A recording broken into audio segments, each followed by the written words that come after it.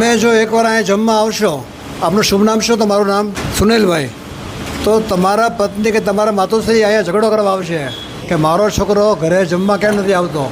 કારણ અહીંયા અમને બપોરે રસ, સાંજે સમોસા. ઘણી વખત સાંજે જમ્યા પછી અહીંથી નીકળીએ ને અમે તો થેલીમાં બબ્બે કેરી હોય, કૂણી કૂણી ઘીવાળી રોટલી હોય, સુંદર મજાના બાસમતી ચોખા હોય.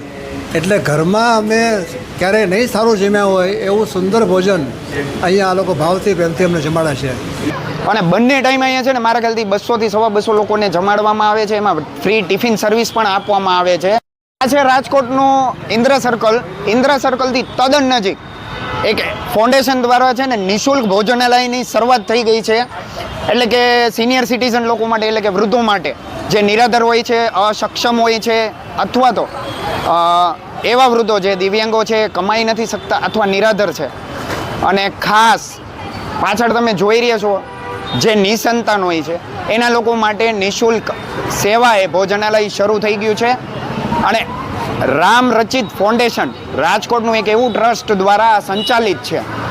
અને આની ઘણી બધી એવી પ્રવૃત્તિઓ રાજકોટમાં ચાલે છે જે નિઃશુલ્ક ચાલતું હોય છે. કાર્ય અમુક તમને જણાવી દઉં. શ્વાનો માટે અખંડ અન્ન ક્ષેત્ર, એટલે કે રાજકોટના બહારના વિસ્તારમાં રહેતા શ્વાનો માટે ખાસ દૂધ રોટલીનું ભોજન અથવા એમનો અખંડ અન્ન ક્ષેત્ર કાર્યરત રહે છે. એમ્બ્યુલન્સની સેવા આપવામાં આવે છે. ચક્કલીઓને કાંગની સેવા, ખિસકલીઓને મકાઈની સેવા અને કીડિયાર જે આપણે પૂરતા હોય છે એની પણ સેવા દેવામાં આવતું હોય. અને બંને ટાઈમ અહીંયા છે ને મારા ખ્યાલથી 200 થી 250 લોકોને જમાડવામાં આવે છે. એમાં ફ્રી ટિફિન સર્વિસ પણ આપવામાં આવે છે ઘરે બેઠા કે એવા લોકોને કે જે અહીંયા સુધી પહોંચી નથી શકતા. એ તમામ ડિટેલ છે ને આ વિડીયોમાં હું તમને બતાડીશ કઈ રીતે છે. અને તો કોન્ટેક નંબર છે ને અને ડિટેલ્સ દર વખતેની જેમ વિડીયોમાં આપીશ એવી જ રીતના વિડીયો ડિસ્ક્રિપ્શનમાં પણ. તો ચાલો શરૂ કરીએ આ વિડીયોને. તો એની ટોટલી જાણકારી છે ને આપણે અહીંના ઉમંગભાઈ પાસે લેશું. કેમ છો ઉમંગભાઈ? જય સિયારામ. જય સિયારામ. હવે આપણે છે ને અહીંની થોડી ઘણી વિગત લેવાની છે કે અહીંયા કઈ રીતે જમણવાર ગોઠવાતું હોય, કેટલા જણાનું સિટિંગ છે, રસોડાની અમુક વસ્તુ આપણે વિગત દેશું, લોકો સુધી આપણે પહોંચાડશું કે આપણે સેવા કરીએ શું કામ એને કરીએ છીએ, કઈ રીતે આપણે સેવા કરીએ અને પ્રવૃત્તિઓ ચાલુ કરી, ક્યારે કરી અને કઈ રીતે બધું થતું હોય છે. તો થોડી ઘણી ડિટેલ આપવાની છે તમારે. ટિફિનની કાર્યરતમાં આપણે 3 વર્ષથી છે. 3 વર્ષથી આપણે પહેલાં ઘરે બધાને ડિલિવરી આપી. જે ખરેખર જરૂરિયાતમંદ છે એમના માટે જ આપણે આ ટિફિન સેવા ચાલુ કરેલી. આપણે પહેલાં છે ને 17 તારીખ ત્યાં ઓપન કર્યું. હવે આપણે અહીંયા સવારે આપણે જમવામાં આપણે દાળ ભાત છે, શાક છે, પછી આપણે સાંજના ખીચડી છે, પછી કઢી છે, એ પ્રમાણે આપણે અને સવારે એક મિષ્ટાન આપી છે દાતાર હતો. બરાબર. અને સાંજે કઈ રીતે હોય છે? સાંજે આપણે કઢી, ખીચડી, શાક, સંભારો અને રોટલી. બરાબર. ડેલીનું મેં એવું સાંભળેલું ટિફિન નિઃશુલ્ક જતું હોય. અહીંયા આવે તો છે રૂબરૂ લોકો જમવા, નિઃશુલ્ક સેવા ટિફિનની પણ ચાલી ન શકતા હોય છે, બીમાર હોય, એમને આપણે ઘરે પણ પહોંચાડી છે ટિફિન સેવા. એટલે જે લોકો અહીંયા ન આવી શકતા હોય ને ચાલીને કે કંઈ વ્હીકલ દ્વારા, તો એને નિઃશુલ્ક ટિફિન સેવા સર્વિસ આપવામાં આવતું હોય છે. બીજું આપણે ડેઈલીનું મેં એવું સાંભળેલું 150 થી 200ની આજુબાજુ લોકો અત્યારે હાલ નવું હોવા છતાં પણ એટલા લોકો જોડાઈ ગયા છે. આપણે 175 જેવા અત્યારે આપણે ત્યાં ટૂંકમાં અહીંયા આપણે 45 જણા જેવા જમવા આવે છે અને સાંજના 35-37 જેવા અહીંયા જમવા આવે. અને રૂબરૂ આપણે જે ટિફિન સેવા ચાલુ છે એ તો આપણે આપી જ છે. કન્ટિન્યુ છે. રામચારી ફાઉન્ડેશન દ્વારા ઘણા બધા કાર્યો થતા હોય છે.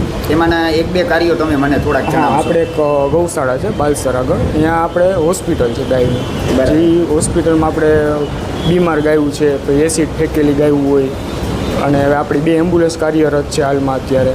પછી આપણે પાણીની સેવા આપી છીએ. મુંજકાથી લઈને આપણે ઈશ્વરિયા છે, ઈશ્વરિયાની અંદર આપણે કુંડીઓ જે મૂકેલી છે, અને આપણે 365 દિવસથી પાણીની સેવા ચાલુ છે. પછી શ્વાનની ઉપર ભોજન સેવા ચાલુ છે. રાજકોટની બહારે જાય છે? રાજકોટની બહાર આપણે. અને 24 કલાક માટે કંઈક એનિમલ હેલ્પલાઇન જેવું આપણે એક એમ્બ્યુલન્સની એમ્બ્યુલન્સની સેવા પણ ચાલુ છે આપણે. બરાબર. અત્યારે આપણે મેક્સિમમ સિટિંગ કેટલું હોય છે વન ટાઈમમાં? અત્યારે આપણે છે ને 250 જેવા છે. 250 આપણે સવારે અને 250 સાંજનું આપણે એક સંકલ્પ છે કે 250 આપણે સંકલ્પ લીધો છે. અને બેસાડવાનું જે સિટિંગ છે એ મિનિમમ 50-60 જણા. વધારે કાયદેસર તમે જોશો ને સિટિંગ અરેન્જમેન્ટ પણ પ્રોપર છે. અહીંયા જુઓ ટેબલ, ખુરશી, જે આપણે એક કહીએ ને કે સારી જગ્યાએ આપણે જમવા ગયા હોય ને ડાઇનિંગ ટેબલ કે એમાં પણ આ રીતે જ બધી વસ્તુ તમે ગોઠવેલી જોઈ હોય. સિટિંગ અરેન્જમેન્ટ તમે જુઓ પ્રોપર, પાણીની સુવિધા આપણને પ્રોપર અહીંયા છે જુઓ. અને હાલ અત્યારે રસોડું આપણે કદાચ દેખાડવું હોય તો શું ઉમંગભાઈ દેખાડી શકે? હા દેખાડી શકે. અત્યારે આ તમે જે જોઈ રહ્યા છો ને એ રસોડું છે. કેટલું ચોખ્ખું છે તમે જુઓ.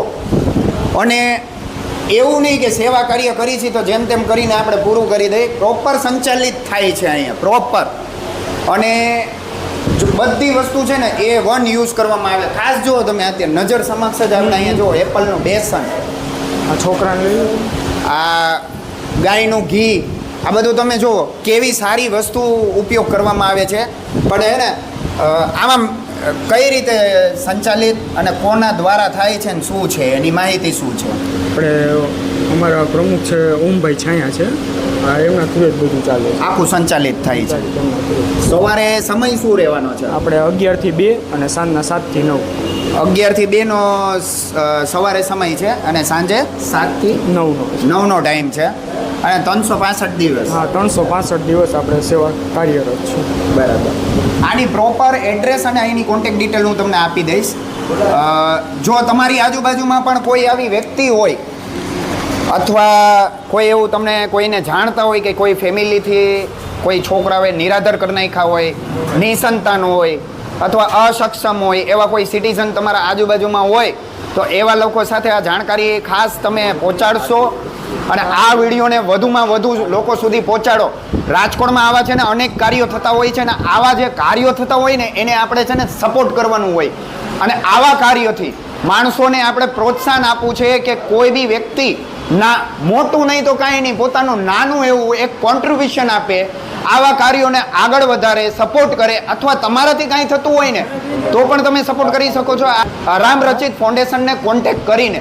કેમ કે આનું કોન્ટેક્ટ ડિટેલ હું એમાં આપી દઈશ, જેથી કરીને તમારે પણ કાંઈ સપોર્ટ કરવું હોય ને તો એમાં તમે કોન્ટેક્ટ કરીને સપોર્ટ કરી શકો છો. રામ રચિત ફાઉન્ડેશન ટ્રસ્ટ સંચાલિત આ નિઃશુલ્ક સેવા પ્રોવાઈડ કરવામાં આવે છે. ઇન્દ્રા સર્કલથી તદ્દન નજીક, રૈયા ચોકડીથી તમે ઇન્દ્રા સર્કલની વચ્ચે આવે છે અને ખાસ ઇન્દ્રા સર્કલથી તદ્દન નજીક રાજકોટમાં આવેલું છે. તો આ ડિટેલ વધુમાં વધુ લોકો સાથે ને આ વિડીયો વધુમાં વધુ લોકો સાથે ખાસ શેર કરશો.